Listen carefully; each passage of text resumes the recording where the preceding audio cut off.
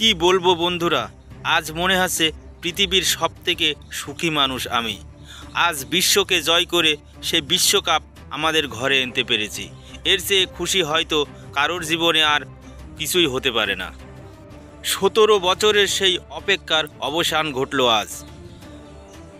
সেই দিনের সেই 150 কোটি মানুষের চোখের জলের দাম আজ পেলাম।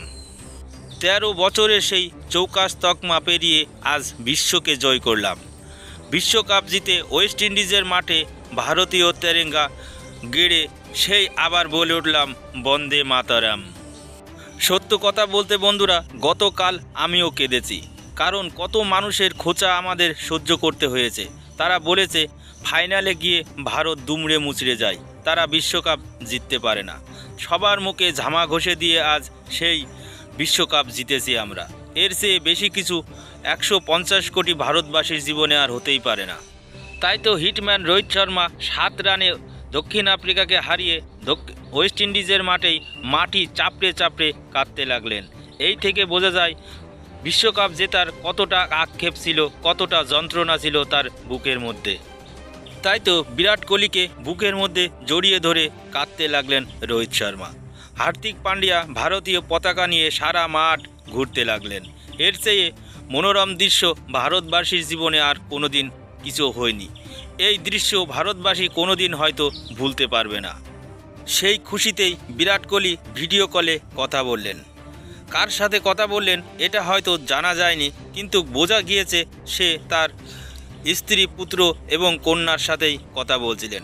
কাঁদতে কাঁদতে তাদের দিকে মুখ ফুলিয়ে ফুলিয়ে কথা বলছিলেন কিং কোহলি। বন্ধুরা, আপনারা মানুন আর না মানুন, সূর্যকুমারের এই ক্যাচই ভারতকে বিশ্বকাপ জিতিয়েছে। সূর্যকুমারের এই অবিশ্বাস্য ক্যাচ 150 কোটি ভারতবাসী কোনোদিনও ভুলতে পারবে না। আর বিরাট কোহলির 59 বলে 76 রানের সেই ইনিংস আজীবনের জন্য ভারতবাসীদের হৃদয়ে গাঁথাই থাকবে। বন্ধুরা, হেনরিক ক্লাসেন যখন ছক্কার পরে ছক্কা মারছিলেন, তখন সেই 2023-এর হারের সেই ধুকধুকানি আরও ভিতরে প্রবেশ করে ভারতীয়দের মধ্যে। তারপর ডেভিড মিলার যখন আউট হয়ে যায়, তখন দক্ষিণ আফ্রিকাদের মধ্যে আবার হারের জন্ম নেয়। তখন ডেভিড মিলারকে আউট করার পরে কেমন উল্লাস উদযাপন করেছেন রাহুল দ্রাবিড়, তা দেখেই বোঝা যায়। তবে বন্ধুরা, বলতেই হয় দক্ষিণ আফ্রিকা 7 রানে ম্যাচ হেরেছে ঠিকই, তাদের ক্রিকেট ইতিহাসে চৌকাশ তকমা পেরোতে পারল না ঠিকই, কিন্তু গতকাল একটা দুর্দান্ত লড়াই করেছে দক্ষিণ আফ্রিকা।